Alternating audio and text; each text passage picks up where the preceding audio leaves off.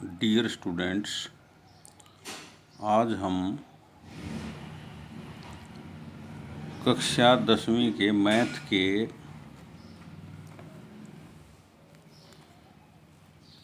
पहले चैप्टर की एक्सरसाइज 1.1 के क्वेश्चन नंबर 3 को करेंगे। ये देखिए क्वेश्चन नंबर 3। किसी परेड में 616 सदस्यों वाली एक सेना यानी कि आर्मी की टुकड़ी को 32 सदस्यों वाले एक आर्मी बैंड के पीछे मार्च करना है। यानी कि उस टुकड़ी में जो सैनिक हैं वो हैं 616 तो टोटल सैनिक हो गए। और जो आर्मी बैंड है उसके सदस्यों की संख्या है 32। तो यानी कि इन 616 को इस 32 सदस्यों के पीछे चलना है। तो इन 32 सदस्यों के जब ये 616 सदस्य पीछे चलेंगे तो एक सदस्य के पीछे जितने आएंगे दूसरे के पीछे भी उतने, तीसरे के पीछे भी उतने, चौथे के पीछे भी उतने। यानी कि दोनों समूह को समान संख्या वाले स्तंभों में मार्च करना है। उन स्तंभों की फिर अधिकतम संख्या क्या है जिसमें वे मार्च कर सकते हैं। यानी कि ये 32 सदस्य है, इन 32 के भी इस तरह से बनाना है। ये समझिए इस बात को, हकीकत में इसका मतलब क्या है। जैसे सैनिकों की संख्या कितनी है,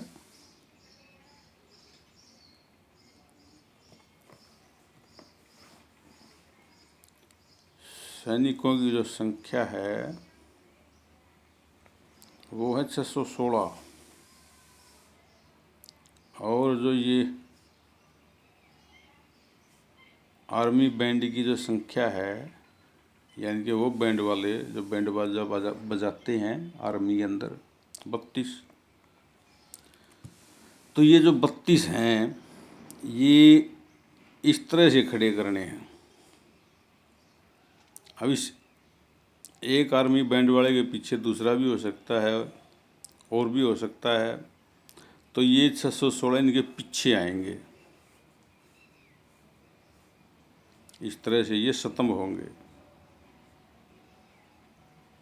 मतलब तो ये इस तरह से खड़े करने हैं जैसे इस स्तंभ में जितने हों उतने फिर इसमें होने चाहिए, उतने उसमें होने चाहिए, उसमें भी इतने होंगे, इसमें भी इतने ही होंगे, इसमें भी इतने ही होंगे। अब ये ज़रूरी नहीं है कि ये जो आर्मी बैंड वाले हैं कि ये एक बैंड वाला हो, अब इसके पीछे 2-3 भी खड़े करने पड़ सकते हैं। जैसे अगर मान लीजिए हमने इसके पीछे 2 और खड़े कर दिए तो यहाँ भी उतने ही होंगे, यहाँ भी उतने करने पड़ेंगे। अगर ये 3 आर्मी बैंड वाले ये 32 में से 3 यहाँ ले लिए तो इधर भी उतने होंगे, इधर भी उतने होंगे। अब इसके अंदर से जितने सैनिक लेंगे 616 में से वो भी एक समान रूप से खड़े होंगे। तो देखिए दोबारा से सुनिए, ये हैं आर्मी बैंड वाले 32। इनको हम एक एक को भी खड़ा कर सकते हैं। भाई एक आर्मी बैंड वाला हो गया, उस आर्मी बैंड वाले के पीछे हो गए इसके अंदर से कोई संख्या, ये दूसरा आर्मी बैंड वाला, ये तीसरा, ये चौथा, ये पांचवा, ये छठा, इस तरह से 32 लाइन बना सकते हैं। और उस 32 लाइन के पीछे फिर हम एक एक जो आर्मी बैंड वाला होगा आगे, इनके अंदर से हम सेलेक्ट कर सकते हैं। अब जैसे यहाँ 8 खड़े कर दिए एक के पीछे तो 8 यहाँ करने हैं, 8 यहाँ करने हैं, 8 यहाँ सारे। अब हमारे पास ये ऑप्शन भी है, जैसे ये 32 हैं, हम 2-2 को ले लें, 2 आर्मी बैंड वाले बाकी ये, 2 आर्मी बैंड वाले बाकी ये, 2 ये आर्मी बैंड वाले बाकी ये। तो ये अगर 2 आर्मी बैंड वाले लिए तो इसके पीछे जो सैनिक होंगे यहाँ भी, यहाँ भी, यहाँ भी सेम संख्या होनी चाहिए। तो ये खड़े इस प्रकार करने हैं कि ये जो इस तरह से स्तंभ बनेंगे ये स्तंभ कहलाएंगे इस तरह से। जैसे एक स्तंभ ये होगा, दूसरा स्तंभ, ये तीसरा, ये चौथा, ये पांचवा, ये छठा, कि ये भी सारे आ जाएं और ये भी सारे आ जाएं और इनकी जो संख्या हो वो मैक्सिमम हो। तो देखिए जहाँ पर इस शब्द का इस्तेमाल होगा कि मैक्सिमम हो, दो संख्याएं हों, इस तरह की कोई इस तरह का शब्द हो, भाई उसकी माप अधिकतम हो, तो आपको वहाँ हमेशा HCF निकालना होता है। तो हम इस 616 और जो ये 32 आर्मी बैंड के सदस्य हैं, इन दोनों का हम HCF निकाल लेंगे। हमारा ये जो 616 है और HCF हम निकालेंगे इनका यूक्लिड डिवीजन एल्गोरिथम से। 616 जो है वो 32 से बड़ा है, तो पहले आप इस 616 को डिवाइड कीजिए 32 से। 32 दूनी 64 तो ज़्यादा हो जाएगा, 32 से कम 32। 11 में से 2 गया 9 और 5 में से 3 गया 2, उतारा ये 6 यहाँ नीचे। अब देखो ये शायद 9 से जाएगा, 9 दूनी 18 और 9 तीन 27 और 28 और ये बच गया 8 और ये भी से 32 को हम 8 से डिवाइड करेंगे, 8 चौके 32। तो इसको हम ऐसे लिखेंगे यूक्लिड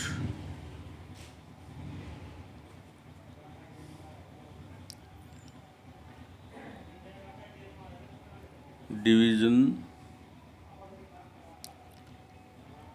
एल्गोरिथम का इस्तेमाल करेंगे। तो 616 होगा वो होगा 32 गुणा 19 प्लस 8 और ये जो 32 होगा ये होगा 8 गुणा 4 प्लस 0 और यहाँ देखिए ये रिमाइंडर 0 आ गया, ये रिमाइंडर होता है। तो इसका जो HCF होगा वो होगा 8। तो मैक्सिमम जो कॉलम होंगे यानी कि अधिकतम स्तंभों की संख्या, अधिकतम स्तंभों की संख्या होगी 8।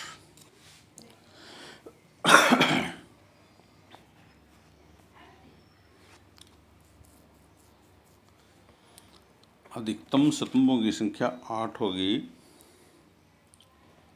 तो देखो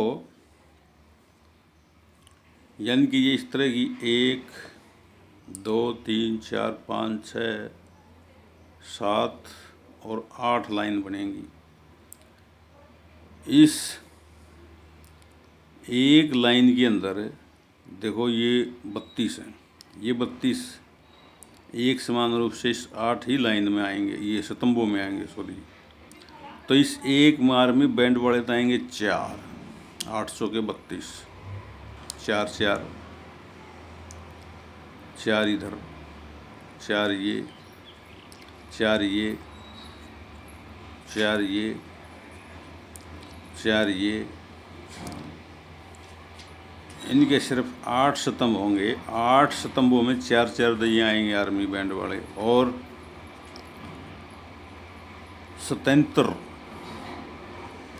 77 ये आ जाएंगे सैनिक, यानी कि 4 तो होंगे आर्मी बैंड वाले और इन 4 के पीछे 77 यहाँ, ये फिर 4 77 यहाँ, ये फिर 4 77 यहाँ। ये 77 कहाँ से आएगा, क्योंकि इसके 8 भाग होने, 8 7 56, 8 7 56।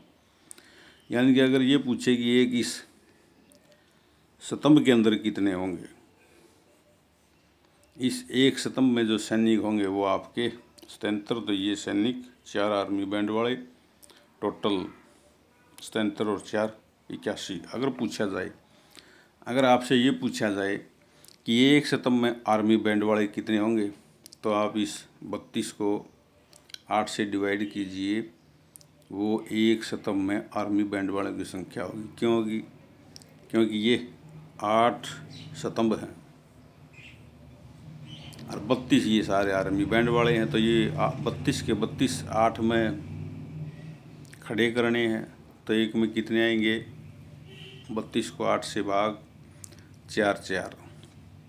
अगर एक स्तंभ में सैनिक पूछे, स्तंभ आएंगे 616 सैनिक हैं, ये 8 एक समान जगह पर खड़े करने हैं, इनकी संख्या एक जैसी होनी चाहिए मतलब।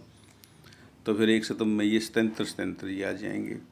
अगर टोटल सैनिक पूछे 77 और टोटल एक स्तंभ में आर्मी बैंड वाले पूछे जाएं 4 और कुल सैनिक पूछे जाएं जो कि सैनिक भी हों आर्मी बैंड वाले भी हों, तो वो 77 4 81 खड़े होंगे। ये बात ध्यान रखना। अब देखना, ये है हमारा क्वेश्चन नंबर 4। यूक्लिड विभाजन प्रमेयिका का प्रयोग करके दर्शाइए कि किसी धनात्मक पूर्णांक का वर्ग, यानी कि कोई भी धनात्मक पूर्णांक हो उसका वर्ग किसी पूर्णांक m के लिए, कोई भी m यदि हम एक पूर्णांक मान लें, वो या तो उस धनात्मक पूर्णांक का जो फिर वर्ग होगा वो 3m या 3m+1 के रूप का होता है। m कोई भी एक इंटीजर है। तो देखिए, पहले एक बात समझिए,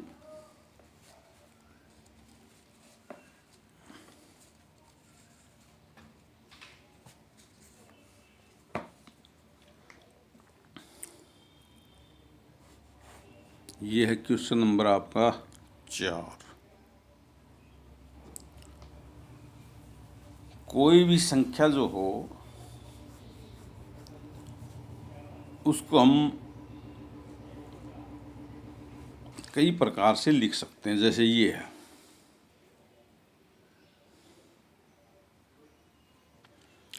अगर मैं 37 को 4 से भाग दूँ तो कैसे लिखा जाएगा? अगर मैं 37 को 8 से भाग दूँ तो कैसे लिखा जाएगा? यदि हम इसको 11 से भाग दें तो जैसे 11 या 33, 4 8 से भाग देंगे तो 8 चौके 32, 5 4 अट्ठे 4 में 36, 1। तो इस 37 को यहाँ तो हम ऐसे लिख सकते हैं और यहाँ इस 37 को हम ऐसे लिख सकते हैं और इसी 37 को यहाँ हम ऐसे लिख सकते हैं। ये 37 है, ये भी 37 है, ये भी 37 है, 11 ये 33, 33 और 4 37, 8 चौके 32 और 5 37, 4 में 36 और 1 37। संख्या देखिए ये, यानी कि ये जो डिपेंड करेगा, ये बात जो निर्भर करती है, ये बात इसके ऊपर निर्भर करेगी। अगर ये सेम संख्या है तो यदि हम इसको 3 से भाग देते तो और तरह से लिखते, 4 से देते तो और तरह से लिखा है, 6 से देंगे तो और तरह से लिखा जाएगा, 8 से देंगे तो और तरह से, 9 से 10 से किसी से भाग दे लीजिए अलग तरह से लिखा जाएगा। ये भी इसी तरह से मान लीजिए एक संख्या है a, यदि मैं इसको भाग मान लीजिए 1 मिनट के लिए 3 से दूँ तो यहाँ मान लीजिए q आ गया, यहाँ r आ गया, तो इस a को हम ऐसे लिख सकते हैं। तो अब ये जो r होगा ये या तो होगा 0, 0 नहीं होगा तो यार 3 से छोटा होगा। तो मान लीजिए हम इस कॉन्सेप्ट का इस्तेमाल करेंगे क्योंकि हमने जो प्रूव करना है उसमें 3m या 3m+1 है। माना a कोई भी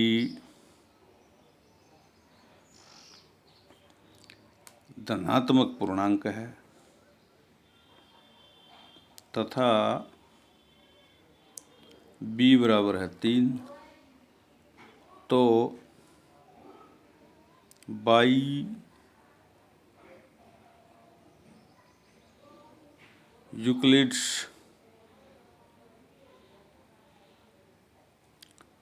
डिवीजन लेमा। तो इस ए को हम कैसे लिख सकते हैं? इसको इस तरह से लिखा जा सकता है। जैसे ये जो बात है, ये जो पहले वाली वीडियो हैं दो, वहाँ से देखिए ताकि ये चीज़ अच्छी तरह से और समझ में आए। तो हम ए को ऐसे लिखेंगे। अब जैसे जिसने नहीं देखा उसके लिए, जैसे 42 को मैं भाग देता हूँ 5 से, 5 अट्ठे 40 2। तो इस 42 को हम ऐसे लिखेंगे 5 गुणा 8 प्लस 2, 5 अट्ठे 40 है तो 42। देखो ये जैसे ए है, अगर ए को 3 से भाग दें तो ऊपर क्यू आ गया, नीचे आर आ गया। तो ए कैसे लिखा जाएगा? ये 3 गुणा में क्यू। जैसे 5 गुणा में 8 है तो इसी तरह से 3 गुणा में क्यू प्लस आर। और ये जो रिमाइंडर होता है ये या तो 0, अगर ये 0 नहीं है तो ये जो ये डिवीज़र है, जैसे पहले भी बताया गया है, ये डिवीज़र से छोटा होगा। तो यहाँ आर की वैल्यू या तो 0 होगी या आर की वैल्यू छोटी होगी 3 से। अब इसके अंदर पुट करेंगे। पुटिंग पहले हम मतलब ये देखेंगे वह आर की वैल्यू 0 होती है क्या होगा, आर की वैल्यू 1 है तो कितना होगा, आर की वैल्यू 2 है तो कितना होगा। हम आर की वैल्यू मैक्सिमम 2 तक ही लिख सकते हैं क्योंकि आर की वैल्यू 3 से छोटी है। अब हम 2.5 भी नहीं लिख सकते क्योंकि आर इंटीजर है। आर बराबर है 0, तो ए होगा 3Q प्लस 0, ये बराबर है 3Q। इसका सुकेर करो, सुकेरिंग। ये ए का सुकेर, सुकेर क्यों? क्योंकि सुकेर की बात पूछी हुई है। तो ये 3Q का स्क्वायर, तो ये हो गया 9Q का स्क्वायर। इसको हम ऐसे लिख सकते हैं 3 कॉमन, मतलब 9 के फैक्टर एक तरह से। और ये 3Q एक कोई इंटीजर है, उसका स्क्वायर हो गया, उसको 3 से गुणा होगी, वो भी कोई इंटीजर आएगा, जैसे वो m लिख दिया। जहाँ ये m हमारा है 3Q का स्क्वायर। अब आगे हम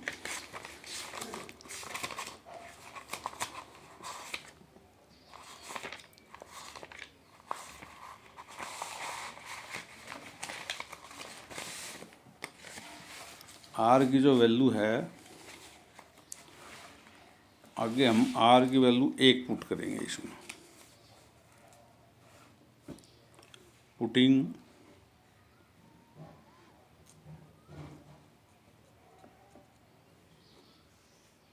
आर बराबर है 1, तो ए बराबर है 3Q प्लस 1। तो इसका फिर स्क्वायरिंग करेंगे।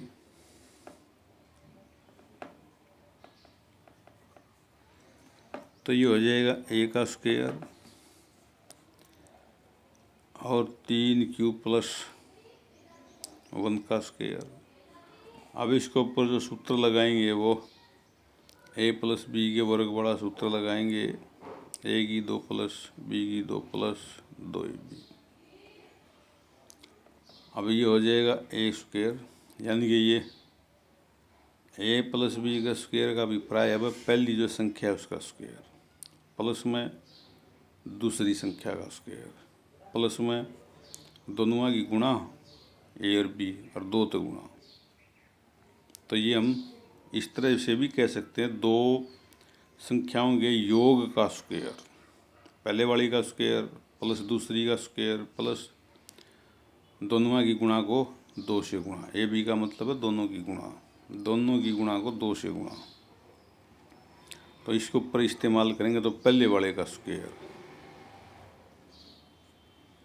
प्लस दूसरे का स्क्वायर प्लस 2 गुणा में पहली संख्या गुणा में दूसरी संख्या, तो ये हो जाएगा 3q का स्क्वायर 9q स्क्वायर प्लस 1 का स्क्वायर 1 और प्लस 2 3 6 6 एकम 6। इसको आप ऐसे लिख सकते हो 9q square plus 6q plus 1।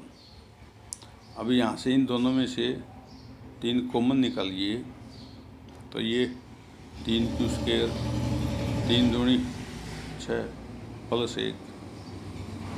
अब देखिए अगर हम इसको m मान लें 1 मिनट के लिए, मतलब ये q एक इंटीजर है, ये भी इंटीजर है, उसको 2 से गुणा हो जाएगी, उस इंटीजर का स्क्वायर हो जाएगा, 3 से गुणा हो जाएगी, दोनों का योग हो जाएगा, कोई तो नंबर आएगा। जैसे वो नंबर मान लीजिए m हो। अब ये जो m है वो जो पीछे m था वो सेम नहीं है, ये अलग अलग है, तो ये हो जाएगा इस a का स्क्वायर। और अब इसमें r बराबर है 2 पुट करो, पुटिंग, क्योंकि हमने r की जो वैल्यू पुट करनी है वो 0 1 और 2 पुट करनी है। हमने 0 पुट कर दी, 1 पुट कर दी और अब 2, तो ये होगा a बराबर है 3q। और ये देखिए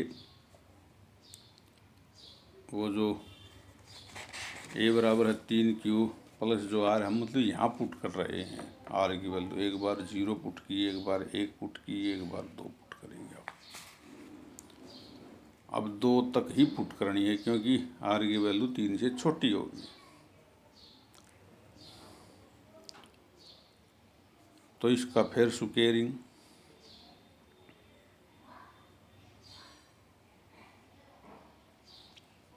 तो ये हो जाएगा 1 का स्क्वायर, ये 3q प्लस 2 का स्क्वायर, तो इसका स्क्वायर खोल दो, पहले वाले का स्क्वायर प्लस दूसरे का स्क्वायर 2 का स्क्वायर 4 प्लस में 2ab 2 गुणा में इन दोनों ही गुणा 2 दूनी 4 4 ये 12q। इसको ऐसे लिखिए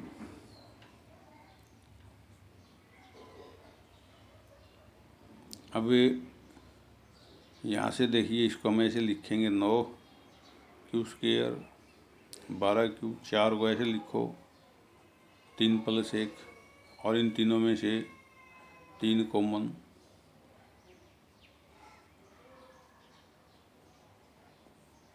अगेन इसको फिर m मान लीजिए, तो ये 3m प्लस 1 हो जाएगा। यानी कि किसी भी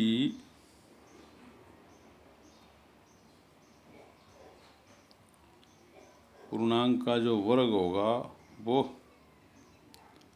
या तो 3m होगा या 3m प्लस में 1 होगा। अब यहाँ से देखिए ये भी 3m प्लस 1 आ जाएगा, ये भी 3m प्लस में 1 आ जाएगा। अब हम जो देखेंगे वो देखेंगे क्वेश्चन नंबर 5।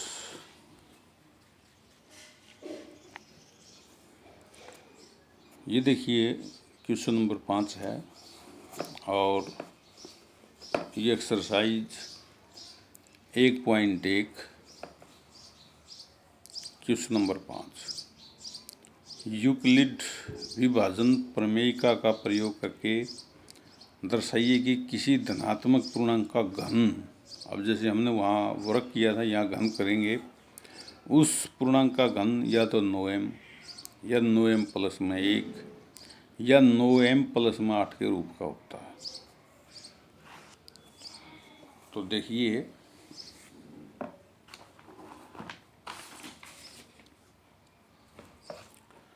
ये है आपका क्वेश्चन नंबर 5। जैसे हम किसी भी इंटीजर को किसी अन्य इंटीजर से भाग दें तो उसको एक सिस्टम के रूप में लिख सकते हैं। तो मान लीजिए यहाँ भी हमारा कोई नंबर a है और उसको हम मान लीजिए 3 से ही भाग दें। हम 2 से भी दे सकते हैं, 3 से भी दे सकते हैं, 4 से भी दे सकते हैं, 5 से भी दे सकते हैं। और हमारा जो ये भागफल है वो क्यू आ गया और नीचे 4 आ गया। तो इस ए को हम ऐसे लिख सकते हैं, क्योंकि ये हमने पहले भी यही माना था, अब भी हम यही मान लेंगे ताकि कोई कंफ्यूजन ना रहे। तो मान लिया ये, तो बी जो है वो आपका 3 है और जो आर की वैल्यू है आपकी वो 0 या बी से छोटी होगी इससे। अब जिसको ये बात समझ में नहीं आ रही वो पहले वाले जो 2 वीडियो हैं वो देखे ध्यान से, समझ जाएगा वो। तो इसमें हम पुट करेंगे, पुटिंग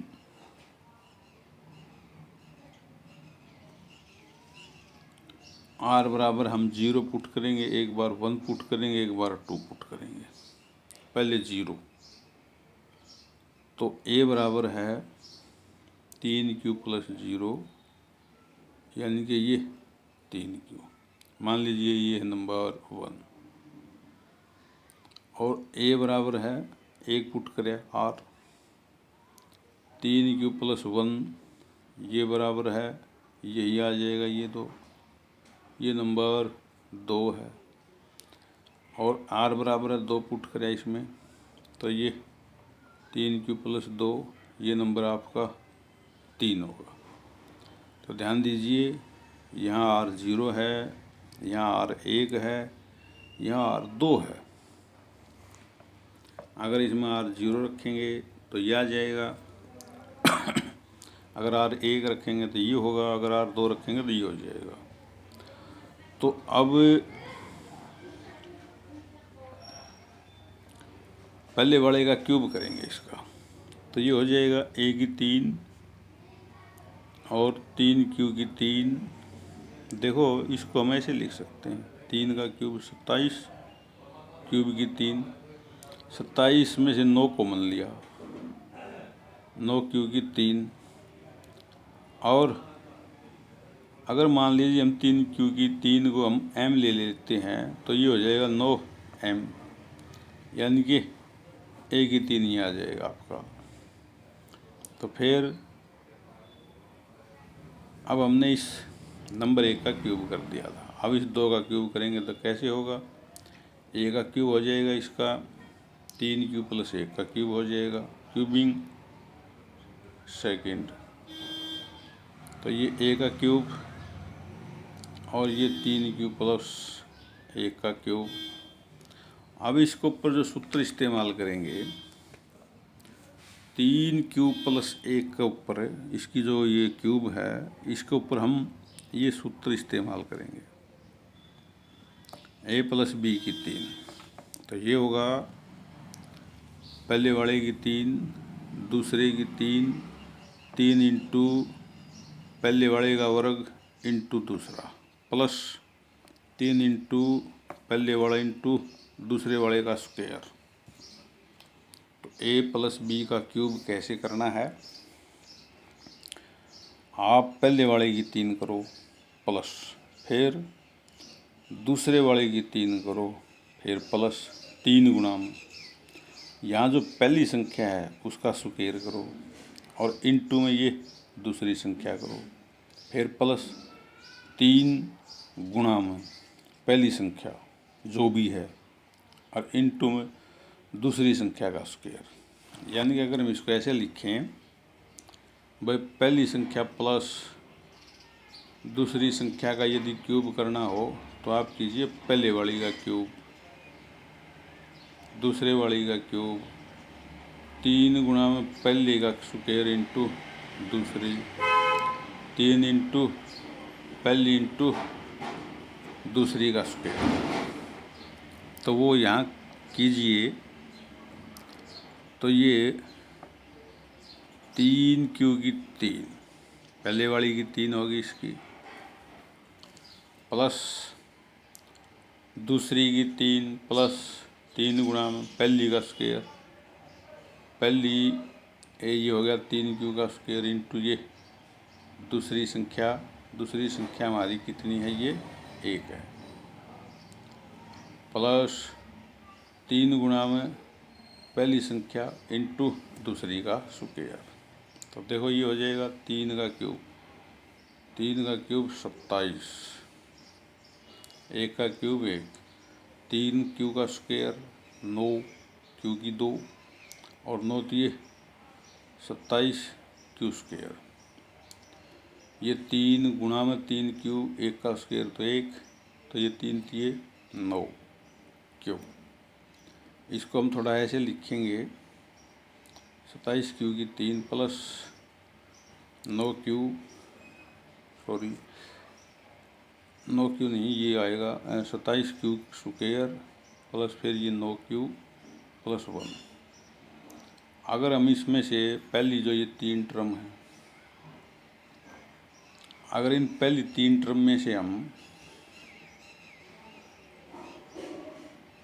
9 कॉमन लें तो 9 तिये 27, 9 तिये 27, 9 बार अंदर क्यू बच गया प्लस 1।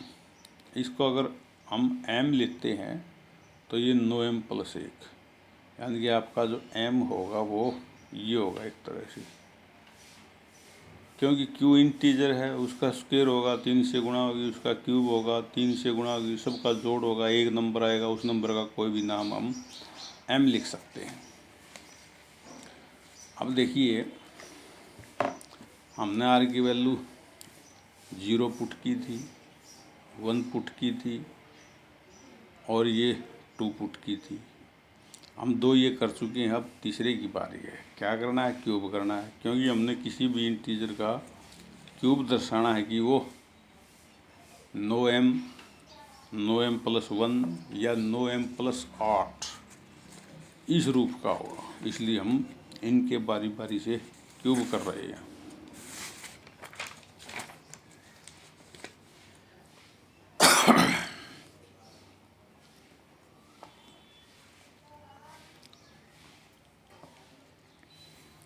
और अब क्यूबिंग थर्ड, तो ये हो जाएगा a की 3 और इधर क्या है 3q प्लस 2 है और इसका क्यूब, इसका फिर क्यूब करेंगे अगेन, तो ये हो जाएगा पहले वाले की 3 फिर दूसरे की 3 प्लस 3 गुणा में पहले नंबर का स्क्वायर इंटू ये 2 प्लस 3 इंटू ये पहला नंबर इंटू फिर ये दूसरे नंबर का स्क्वायर। तो देखिए ये है a प्लस b का क्यूब,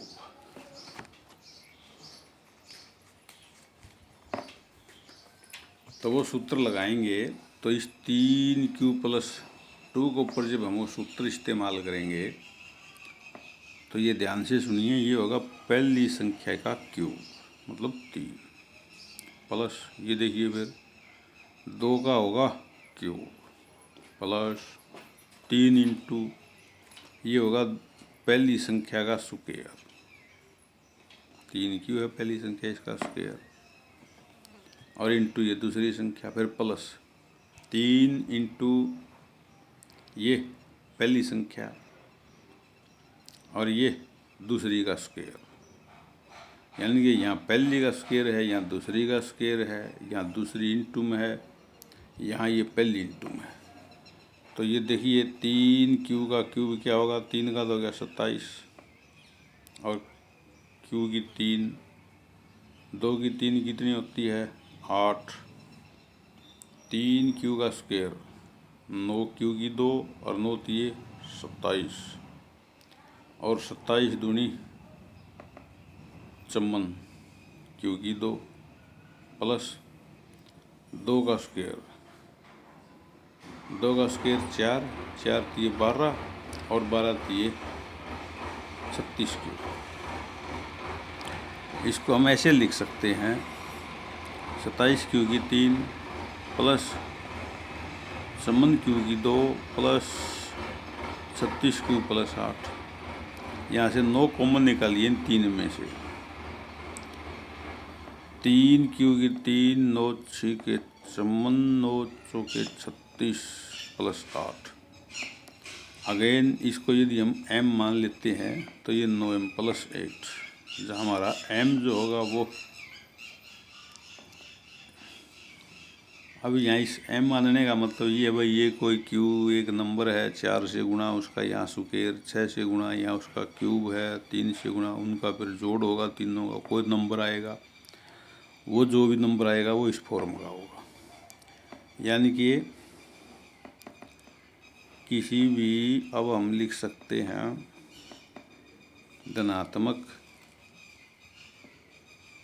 पूर्णांक का जो क्यूब होगा वो तो या तो होगा 9m या 9m प्लस में 1 या 9m प्लस 8, इस रूप का होगा, क्योंकि हम ये पीछे ये सारी चीज़ें निकाल चुके हैं। तो अब हम थोड़ी सी जो चर्चा करेंगे वो अंक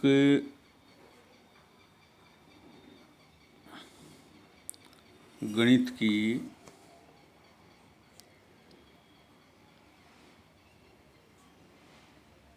आधारभूत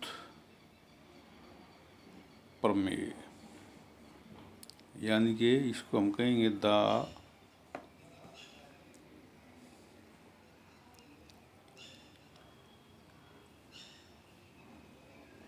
fundamental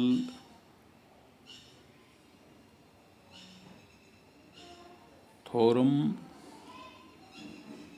of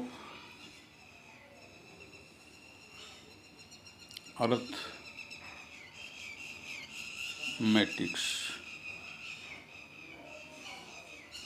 the fundamental theorem of arithmetics. ये थ्योरम जानने से पहले हम मतलब एक चीज़ ये देखें,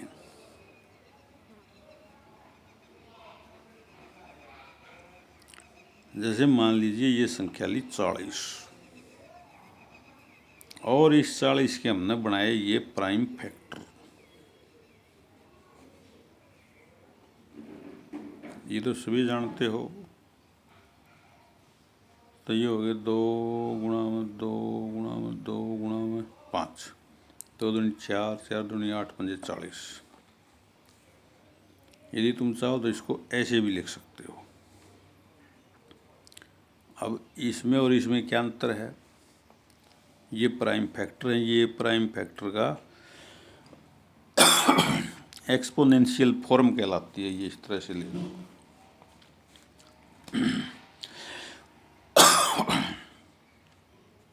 अब और लीजिए, जैसे ये है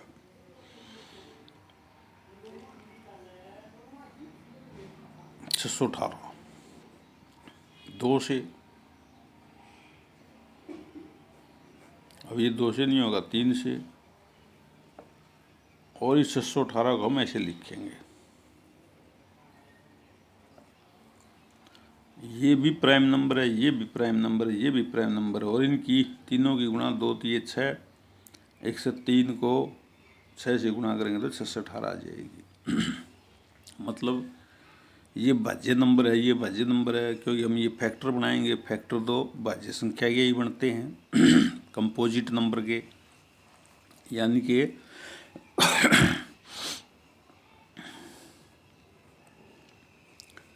किसी भी भाज्य संख्या को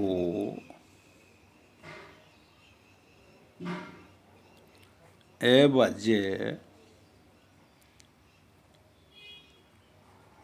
संख्याओं के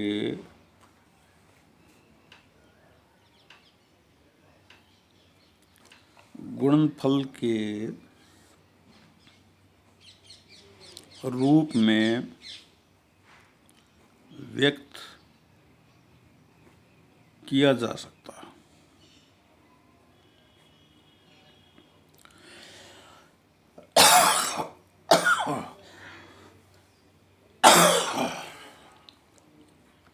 जैसे ये भाज्य संख्या है, ये अभाज्य संख्याओं का गुणनफल है और इनसे सिर्फ एक संख्या आएगी। आप कितनी भी संख्याओं को गुणा कीजिए, उस गुणनफल से जो प्राप्त संख्या होती है वो सदैव एक ही आएगी। यानी कि किसी भी भाज्य संख्या को, भाज्य शब्द, क्योंकि ऐसे हम गुणनखंड बनाएंगे तो संख्या स्वाभाविक भाज्य होगी। किसी भी भाज्य संख्या को अभाज्य संख्याओं के गुणनफल के रूप में व्यक्त किया जा सकता है। और ये जो है, ये अंकगणित की आधारभूत प्रमेय यानी कि the fundamental theorem of arithmetics कहलाती है। इसको हम अंकगणित की फंडामेंटल थ्योरम कहते हैं। अब जैसे हम एक दो क्वेश्चन करेंगे।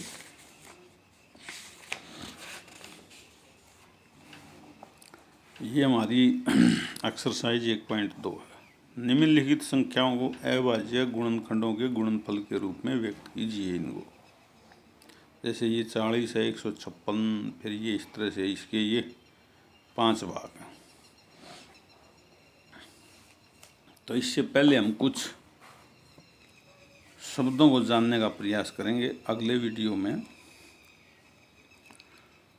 तो जिस भी स्टूडेंट ने पहले वाले अगर 2 वीडियो नहीं देखे हैं तो वो पहले वाले 2 वीडियो देखे, और इसकी जो YouTube पर ये चैनल है, इस चैनल का जो नाम है वो है PVV